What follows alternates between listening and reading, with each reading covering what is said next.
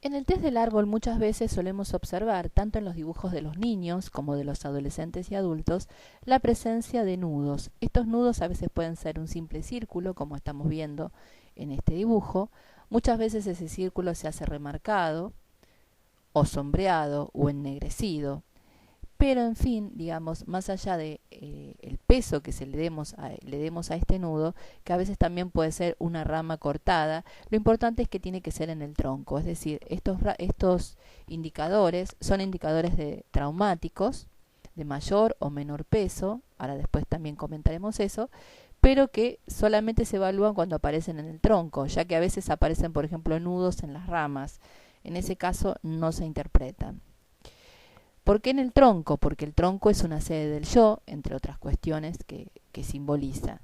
Entonces es justamente el yo el que instrumenta las defensas. El nudo implica siempre una situación traumática.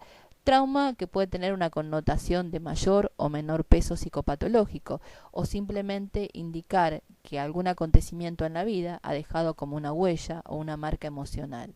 Una marca emocional implica que emociones que se sintieron ante ese suceso o ese acontecimiento no fueron lo suficientemente exteriorizadas, evacuadas, expresadas por el sujeto en ese entonces.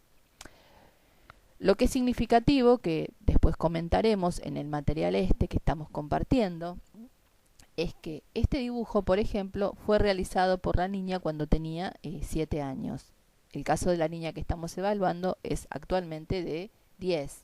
En el segundo dibujo que verán próximamente, ese dibujo fue hecho 2 años y medio después. Por lo tanto, lo significativo en esto es cómo se ha mantenido ese nudo en el mismo lugar. La forma de evaluar el nudo es a través de un cálculo que fue ideado por un neurólogo que se llamaba Wittgenstein allá por la década del 30, o sea, 1930.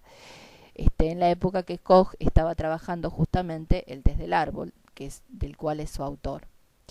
Lo significativo de ese cálculo, que es bastante simple, en donde se toma en cuenta la altura del árbol, luego la edad del sujeto expresada en milímetros, se hace un cociente, esto me permite obtener un índice, ese índice después se divide a la vez por la altura en donde se genera este nudo o trauma. Al hacer estas cuentas, nos obtenemos la edad en que se supone que se produjo algún acontecimiento estresante para el sujeto, que siempre obviamente está en la infancia. El árbol en su totalidad, en su altura, representa la edad actual del sujeto. En este caso, la edad daba alrededor de los 4 años. Van a ver que en este dibujo no hay piso, el tronco está ligeramente inclinado y la copa tiene, como trazando una línea de simetría, un predominio más de la parte izquierda. Ahora pasemos a este segundo dibujo. Como ven, ahora el dibujo tiene cosas positivas y otras cosas no tanto, digamos, en relación al dibujo anterior. También es importante comentarles que se administró en esta batería el HTP cromático. En el dibujo cromático también aparece el nudo. Esto también es interesante porque muchas veces podemos ver en el dibujo acromático que el nudo está presente, pero en el cromático no. El cromático, la versión cromática del HTP, lo que nos aporta es el componente más primario, más emocional, y si hay algún núcleo o algún indicador psicopatológico potencialmente de base, va a volver a aparecer, y lo que va a hacer el cromático es exacerbar esa tendencia que lo acromático no vehiculiza. ¿Por qué? Porque el color es lo que vehiculiza la emoción. Recuerden también que esto tiene que ser administrado en crayones. Bueno, en el dibujo cromático el nudo aparece como más acentuado, pero piensen que este dibujo también es de ya con la niña casi de 9 años y medio para 10. Por lo tanto, podemos decir que esta situación sigue sin elaborar. En este caso, el dibujo mejoró en cuanto, incluso el anterior que habíamos visto también, no es generalmente el más usual, estilo de dibujo de un árbol usual para un niño pequeño. En general, lo que solemos ver en los niños hasta alrededor de los 10 años es un predominio del tronco, una copa soldada o sellada al tronco, generalmente de tamaño inferior. Acá ya tenemos casi proporciones y en la copa incluso un poquitín más grande, digamos, en milímetros, de lo que significa el tronco, y la presencia de ramas y de piso que no suele estar presente. El dibujo estaba un poquito más arriba de lo que ustedes lo ven, que parece que está más cercano al borde inferior, pero en realidad está, si bien en la parte inferior de la hoja, en la zona inferior intermedia, más o menos 4 centímetros por debajo de la mitad de la hoja, y ubicada al centro.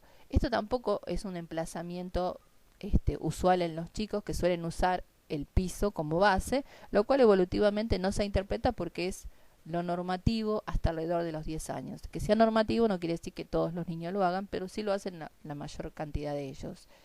Generalmente entre los 10 y los 15, en la evolutiva del árbol, esto va evolucionando, entonces después ya queda como... Recuerden que a partir de los 12 también ya podemos evaluarlo como formación gráfica, estilo gráfico de adulto, más allá de que pueda tener algunos indicadores infantiles. Lo que nos da cuenta entonces esto, y esto era el tema de reflexión también, es la historicidad en el síntoma. ¿Qué era lo que había pasado acá? Cuando se le consultó a los padres qué acontecimiento, generalmente tenemos un año por arriba, un año por abajo, de los 4 años, era la separación de los padres. Estos papás todavía seguían conviviendo juntos, aunque no tenían relación.